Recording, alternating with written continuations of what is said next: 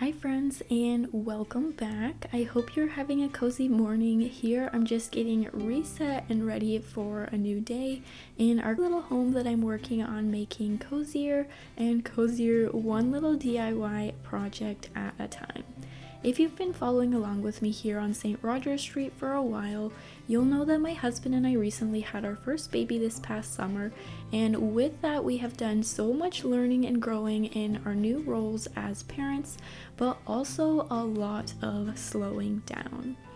And in a society where we are constantly told to hustle and hurry, in this season of being a new mom, I feel like I've really been forced to slow down, as I'm sure many of you can relate. In the early days of motherhood, I remember being done with the day and going to bed and telling my husband that I feel like I did nothing and everything at the same time. And while a lot has changed, I'm still able to do the things I used to do prior to my baby and prior to pregnancy. They just seem to take a little bit longer. And instead of trying to fight that and get back into that hustle mode, I feel like I actually want to do my best to lean into it and really try and slow down and enjoy this new pace of life, which is honestly something I feel like I really need.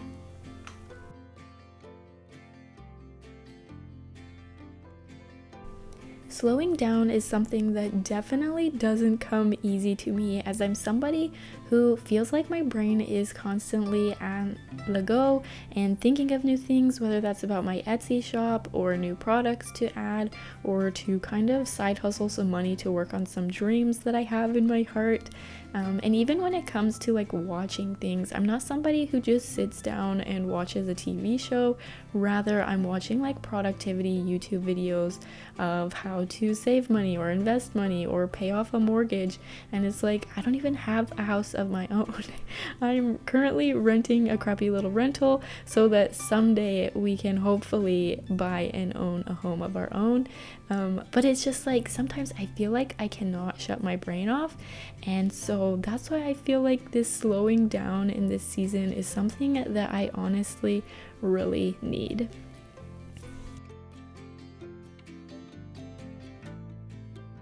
If you've been tracking with me for a while now, perhaps you could guess it, but in this season of slowing down and trying to be more intentional with my time, I feel like my Etsy shop is just not really making sense, and is an area that I feel like I kind of want to let go of, which can be so hard to let go of something that you've known for so long and that has just been so normal and ingrained in you. Though I will say I'm not quitting my Etsy shop, I'm just removing some custom patterns from it, and I'll definitely reevaluate this once I'm off of my maternity leave. But in this season, I want to take a step back from it, and since removing those custom patterns, it has honestly felt really good to not have this kind of constant nagging feeling in my head of I have orders on the go that I need to complete, or are there messages I need to respond to, and it's honestly felt so freeing and something that I feel like I'm really actually enjoying. And that's one thing I'm also really grateful for, the way I set my Etsy shop of just being digital patterns. So I really only had to move 2 patterns from my shop to kind of achieve this feeling, and now the rest of my Etsy shop is still there, just kind of making some passive income. So that, while it has been hard, has also felt super freeing. Since freeing up more of my time, I've been able to actually work on and get some projects done that I've been wanting to do for a while, and one of those has been creating a new cover for this footstool. Now, I feel like a pretty reasonable solution to my problem here would to just go out and buy a new footstool, but as somebody who is a DIY enthusiast and kind of a penny pincher, for me that was just not an option. And so today I took advantage of some of the more free time that I do have and decided to actually get started on this project. Now, I am somebody who I would consider myself definitely a beginner to sewing. I was only passed down this sewing machine in my family, and I just recently bought this rotary cutter, which I feel like as a beginner has completely already leveled up my game. I'm still like getting used to it, and I'm a little bit scared of it because I feel like I'm gonna slice my finger off. But I've really been enjoying using that, and I'm looking forward to making other projects with it, as they are so much cleaner and so much neater using this as compared to scissors.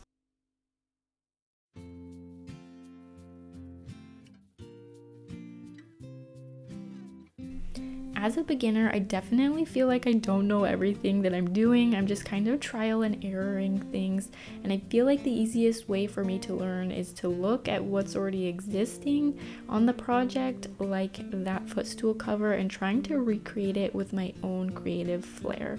So for this project, I decided to create 4 panels for the top, and I did one big piece of fabric to wrap around it, and then scrunchied that fabric so that it would hold tight to the footstool.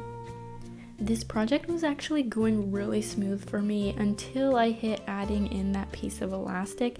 I'm honestly not even sure what went wrong, but it's something that should have taken me 10 minutes to sew, and it took me an hour and was actually super frustrating.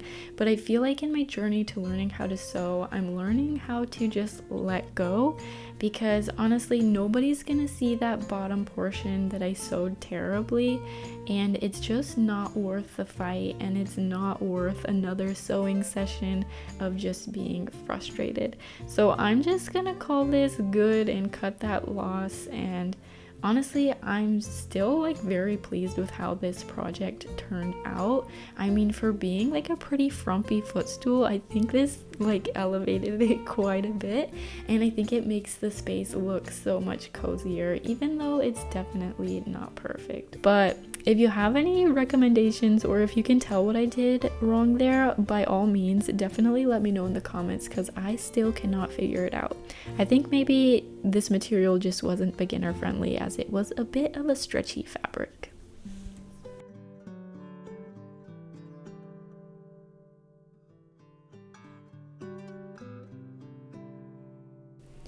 Another area I'm choosing to slow down is in the kitchen, and I feel like I'm slowing down in the kitchen in multiple senses. Of one, I'm actually taking the time to try and cook and bake, as I'm somebody who I feel like is definitely a beginner in the kitchen as well.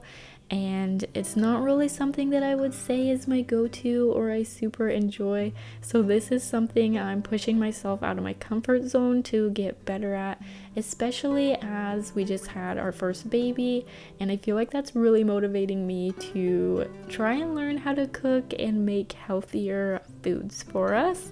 And one thing I'm working on learning and kind of honing my skill on is making different sourdough bread things. So here I am making some sourdough bagels, which I made just one time before, so it kind of feels like I'm doing this all over again, as that was a couple years ago. But I just find it so satisfying and fun to work with the dough, and just find so much fulfillment of it, and seeing like, here's my sourdough starter, and going from that to making some delicious and fluffy bread.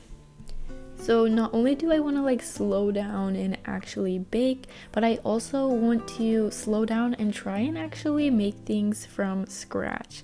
I feel like maybe this is a little embarrassing, but I feel like it was a year ago or maybe 2 years ago that somebody at my workplace brought in homemade brownies, and I never thought to myself like, oh, you don't need the box mix to make brownies, like you can just make those from scratch. And so since then I've kind of been reframing the way I look at the kitchen and trying to make more things from scratch and replacing boxed items.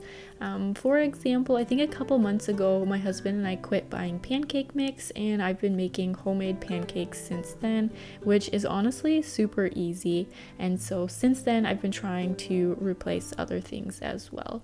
And so here I'm putting to the test making my own bagels instead of buying them. And so this has been been a fun way for me to learn in the kitchen, and here I'm just kind of practicing and working at that skill, because I think whenever you're learning something new, it's so hard to make it for the first time, whether that is in the kitchen or with a craft. The first time always feels the most difficult, but once you get it and once you keep practicing, it becomes so much easier. And so after baking these sourdough bagels, I realized like this was actually super easy. It's more so that I just need to work that muscle of making this a new routine and a new groove.